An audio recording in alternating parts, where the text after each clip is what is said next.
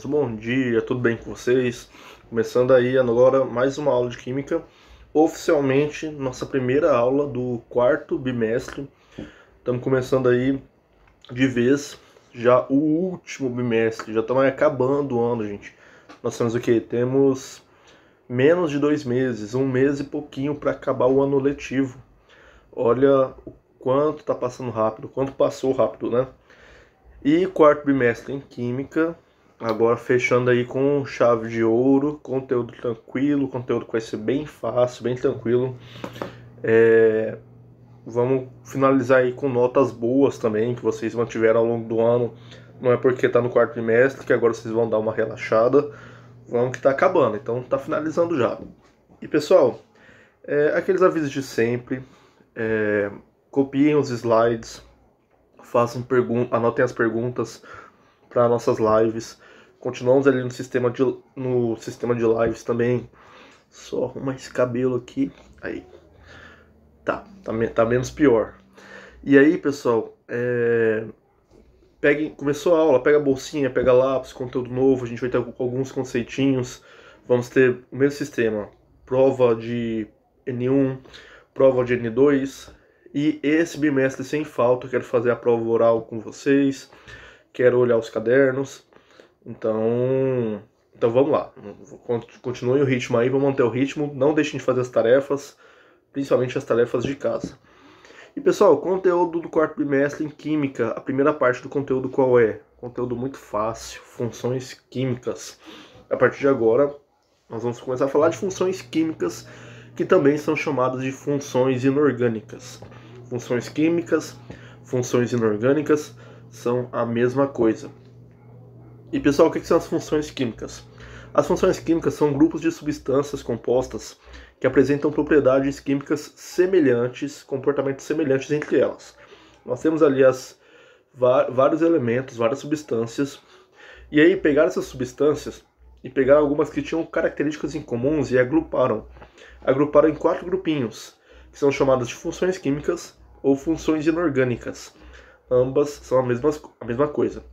Então, de acordo com as características na sua constituição, de acordo de como essa substância se comportava com outra substância, observando essas características, foram agrupando os elementos aí, as substâncias, em 4 grupos.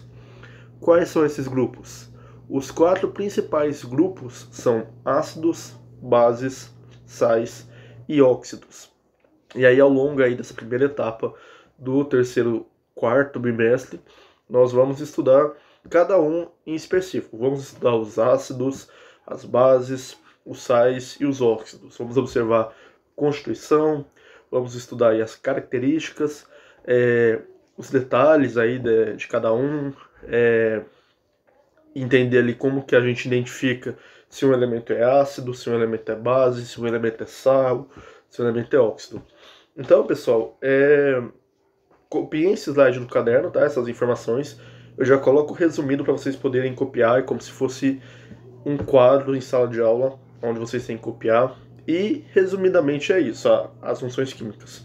As substâncias, elas foram agrupadas em quatro funções, de acordo com as suas características semelhantes.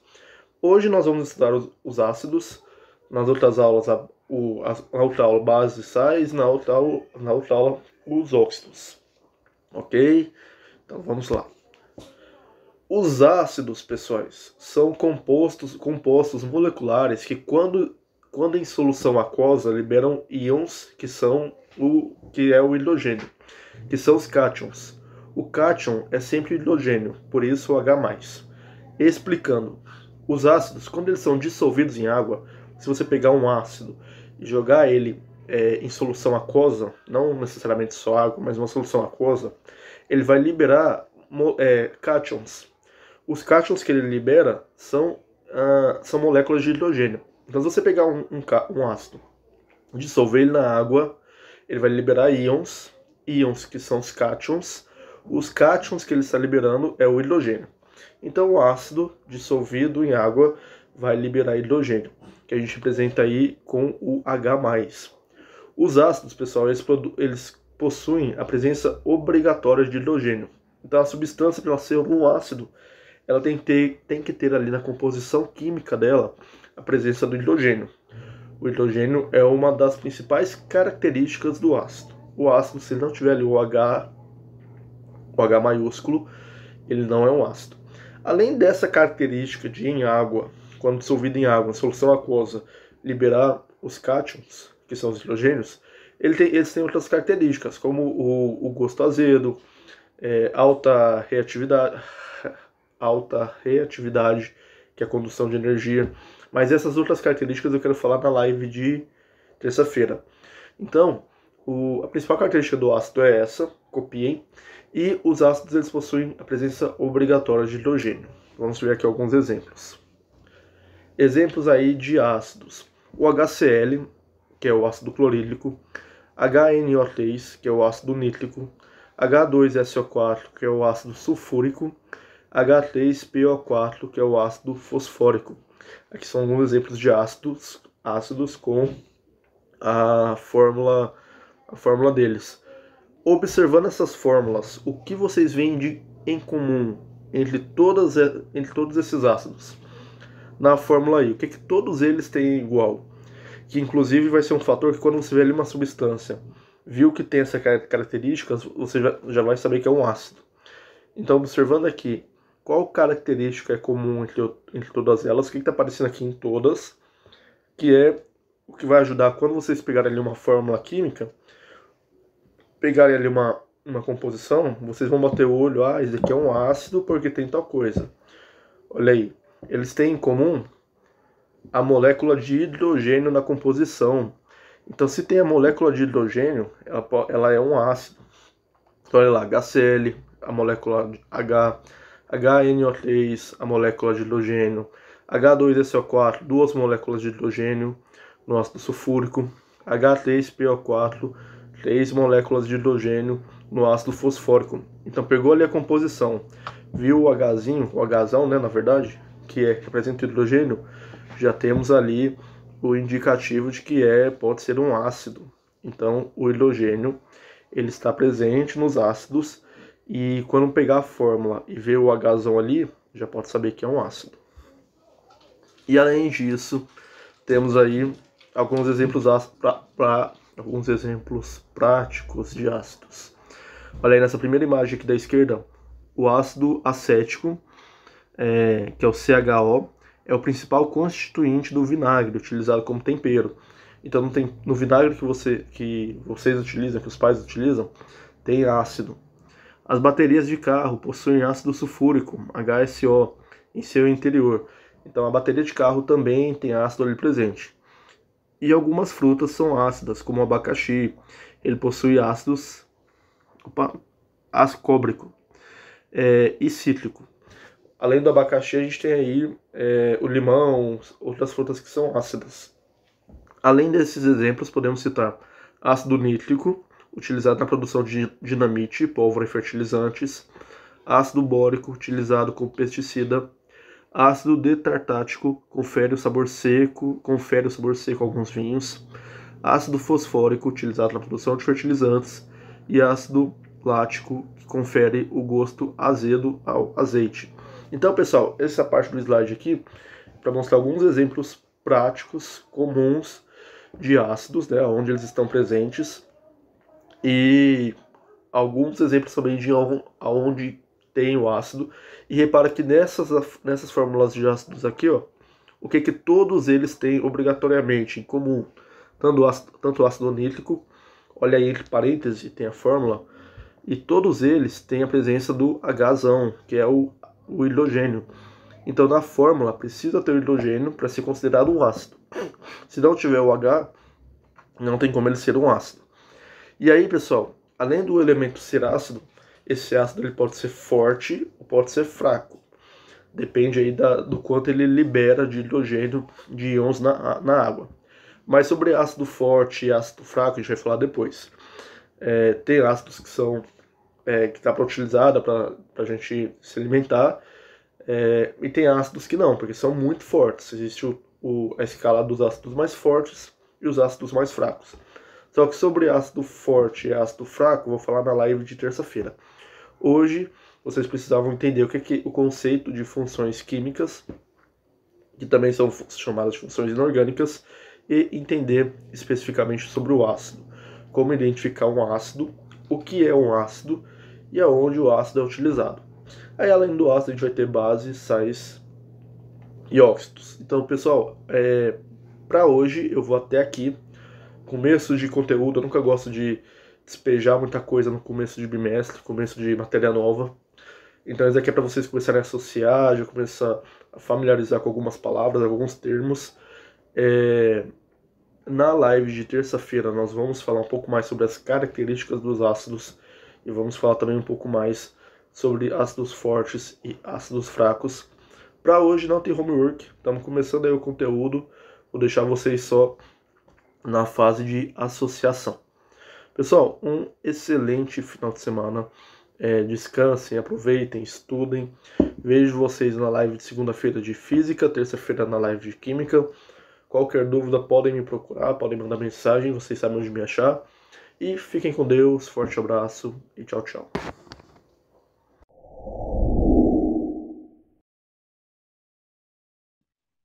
Fala galera, beleza? Bom, na aula de hoje a gente vai resolver alguns exercícios, tá? Ainda de seno, cosseno e tangente. E a página 75. Essa aula vai ser a última desse conteúdo, depois a gente vai entrar no módulo 4, beleza? Então vai ficar assim, ó. A gente tem, ó, número 37. Cristiano mediu 2 lados de um esquadro, como mostra a figura. Então tem um esquadro aí. Vou tentar desenhar ele aqui mais ou menos. Né? Aqui tem um de 90. E aqui ele falou que tem 10. E aqui tem 20.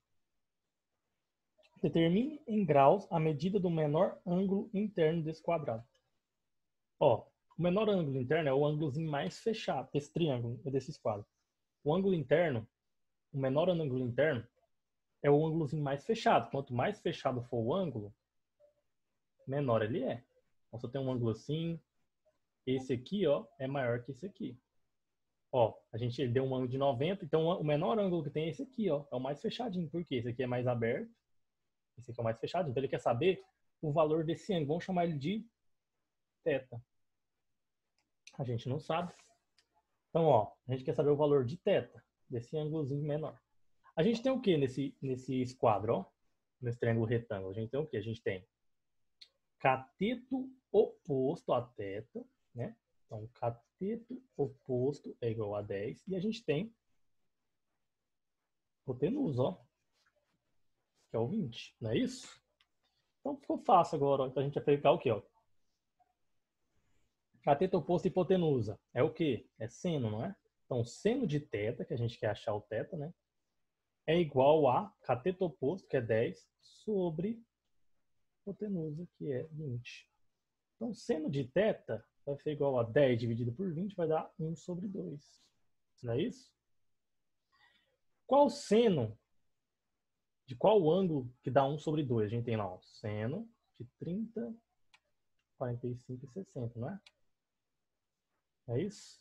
E a gente tem, ó, 1, 2, 3, tudo sobre 2, menos raiz no 1. Então, aqui é raiz, aqui é raiz. Então, ó, o seno de 30 graus é 1 sobre 2. Então, ó, quer dizer o quê? Que o θ vale 30 graus. Ok? Então, a gente achou o ângulo.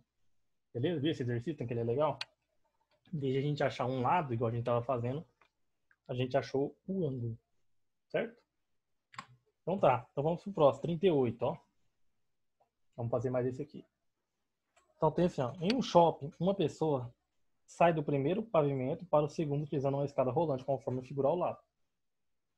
A altura H em metros atingida pela pessoa ao chegar no segundo pavimento é... Então tem um triângulo assim, ó.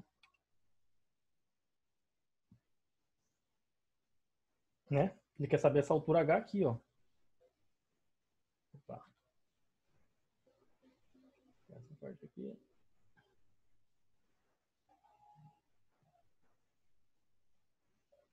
Ele quer saber essa altura H aqui, ó. Né? Quer saber essa altura. Ele chamou de Hzão, né? Beleza? Ele falou pra gente que daqui, ó, até aqui é 10. Não é isso? E falou pra gente que esse ângulo aqui, ó, aqui tem aqui em cima, esse ângulo aqui é de 150, ó. 150 graus. Ok? Beleza. Então a gente precisa primeiro, para a gente achar esse Hzão, a gente vai precisar achar o valor desse ângulozinho aqui, ó. Ou desse aqui, ó, tanto faz. Vamos achar desse aqui, a gente não precisa achar desse aqui não, ó. Esquece esse aqui. Vamos achar só esse pedacinho aqui, esse ângulozinho aqui. Beleza? Ó, aqui, galera, ó. Vejam que aqui, ó, deixa eu mudar de cor só para vocês entenderem. Esse ângulo todinho aqui, olha que eu pintei de verde, é 150. Esse ângulo aqui, ó, é um ângulo de 90, não é, ó?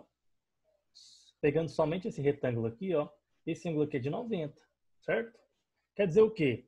Que 90 mais esse pedacinho que a gente quer achar aqui, ó, dá 150. 90 graus mais, vamos chamar de θ aqui também, ó. Mais θ tem que dar 150, que é o ângulo todo. Ou seja, θ vai ser igual a 150, passo 90 para lá subtraindo, menos 90. Θ vai ser igual a 150 menos 90 vai dar 60, né? Então a gente achou que θ vale 60. Aqui vale 60 graus. Pronto, ó. Então, agora a gente tem o quê, ó? A gente tem, olhando esse ângulo de 60, a gente vai ter hipotenusa, que está aqui de frente, né? O 10. Hipotenusa igual a 10. E a gente vai ter, aqui seria o cateto oposto, né? Só que não tem nada aqui, então vai ser o Hzão que a gente quer, que é cateto adjacente. É o Hzão. Cateto adjacente hipotenusa só pode ser cosseno de 60 é igual a Hzão sobre 10. Cosseno de 60 vai ser o quê? 1 sobre 2, né? Então vou colocar 1 sobre 2 é igual a Hzão sobre 10. Multiplica cruzado, vai ser 2Hzão igual a 10. Hzão é igual a... Beleza, galera? Essa aí foi nossa aula, espero que tenham gostado. Na próxima aula a gente já começa o módulo 4, beleza? Não vou deixar tarefa para vocês. Quer dizer, vou sim. Podem fazer... Deixa eu ver qual página que vocês vão fazer. Podem fazer a página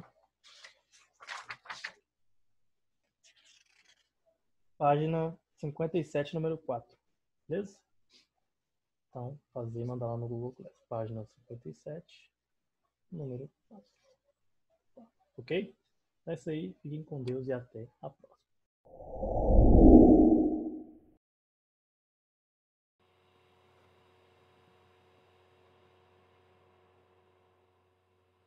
Bom dia, nono ano, tudo bem com vocês?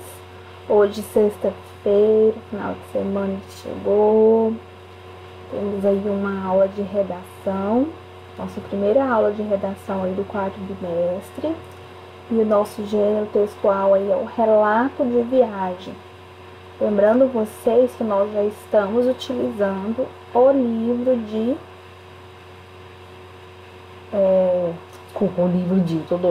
o módulo 4, tá? O livro 4 de vocês aí, que nós não estamos aí no quarto bimestre, tá?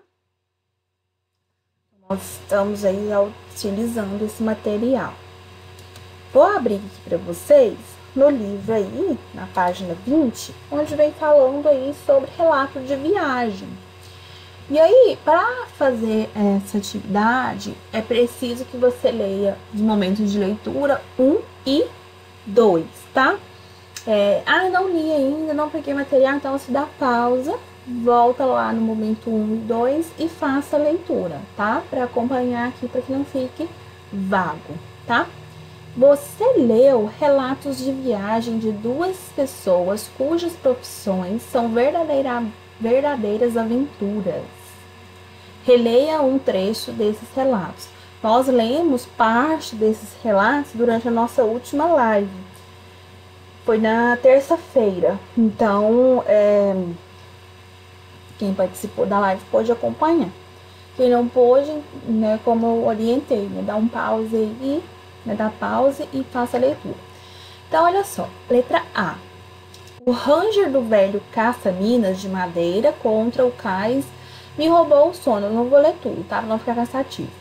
O movimento de proas e mastros dos pesqueiros atracados lado a lado produzia uma estranha música de ruídos e estalos que hipnotizava os ouvidos.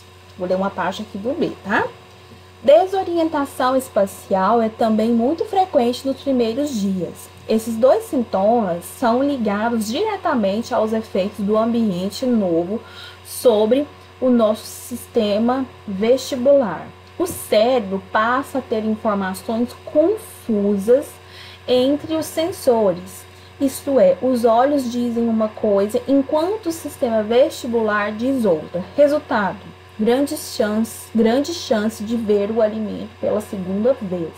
Então, esse segundo relato aí são de astronautas norte-americanos que treinam, né, fazem treinamentos aí em uma nave especial aí, né, sem gravidade, né, para simular aí viagens espaciais, tá? Isso aí é um teste da NASA de janeiro de 1964. Vamos lá, com os exercícios. Número 1. Em um relato são apresentados fatos reais e marcantes da vida de uma pessoa. Que fatos foram apresentados nesses relatos? Gente, eu quero frisar muito essa questão aqui, ó. A caneta aqui. Opa, peguei errado. Peraí, deixa eu só dar a pronto. Pegar aqui a cor. Pronto. Fatos reais. Aqui, tanto no primeiro, né, no trecho A e no trecho B, são trechos reais, ou seja, são dentro da realidade. Então, não tem nada ficcional. Então, você vai colocar aí quais são esses relatos aí, né, que fazem parte aí desse universo da realidade. 2. O local em que as aventuras aconteceram é o mesmo, os dois relatos expliquem. Então, você vai explicar se é o mesmo lugar ou não. E vai, né, explicar o porquê da sua resposta. 3. Os fatos relatados costumavam ocorrer com frequência na vida das pessoas envolvidas. Explique. Então, você vai dizer se sim ou não. E aí, você vai explicar se esses fatos, né, ocorriam aí com frequência na vida dessas pessoas. 4. A linguagem empregada nos textos é formal ou informal. O que justifica a sua escolha? Então, você vai dizer se é formal ou informal. Falou que é informal, você vai explicar, né, você vai justificar, vai, né, até colocar exemplos, se for o caso, para justificar a sua resposta, se for formal ou informal. E na 5, né, os fatos foram apresentados imediatamente após ou tempos depois de sua ocorrência. Então, o fato já foi narrado, ou teve um espaço aí de tempo para que fosse apresentado. E aí, nós temos aqui a conceituação aí de relato de viagem, né? Relato de viagem, qual que é o objetivo dele? É produzir uma memória escrita. Então, assim, fiz uma viagem, tô fazendo uma viagem e eu quero narrar esses fatos, né? Eu quero colocar eles por escrito, até mesmo para não esquecer nenhum detalhe, porque às vezes nossa memória pode ser que venha a falhar, né? Pode ser que fique algum detalhe que você não se lembre. Então, esses relatos de viagem escritos, eles são muito legais de serem feitos. Sugiro vocês aí na próxima viagem, né? Lógico que você vai ficar a viagem inteira escrevendo tudo que vê, mas as coisas mais importantes, o que te chamou a atenção, é bem legal ser colocado. Sabores, cheiros, cores, fica muito legal, um texto muito bom, e futuramente quando você lê novamente esse relato, é como se você estivesse refazendo aquela viagem, tá? E aí você pode compartilhar ou não com as pessoas. Aqui, né, na produção escrita, e aí essa produção escrita aqui, ela já é feita, deixa eu pegar aqui. Deixa eu jogar pra cá. Essa produção escrita aqui é no caderno de redação, tá? No caderno de redação. Então, você vai produzir um relato, tá? Nós estamos estudando relato. Então, você vai produzir um relato de viagem realizada por você, né, a fim de apresentá-los para os colegas e ao professor. Então, você vai pensar em uma viagem que tenha feito e que considere interessante relatar. Então, você vai escolher um lugar que você tenha ido e que você acha que, né, seja relevante você contar. Anote os fatos mais importantes, as pessoas que deles participaram e o que fizeram, bem quando e onde os fatos aconteceram. Ah, foi na praia, foi o ano passado, foi semana passada, enfim. A linguagem é formal, tá? Então, ela é formal, nada de gírias, nada de abreviações, tá? Nada de expressões aí que estão fora aí da formalidade. Então, você definiu aí o lugar, as pessoas, o tempo aí da sua narrativa, né? No caso aí um relato de viagem, você vai partir já para a produção de texto. Então, você vai explicar, né, onde e quando esses fatos ocorreram. Você vai escrever aí, né, com uma linguagem clara, sem ficar repetindo demais, né? Sem, se repetiu 5 vezes a mesma palavra. Tenta procurar sinônimos para ela e para que ela não tenha essa repetição toda.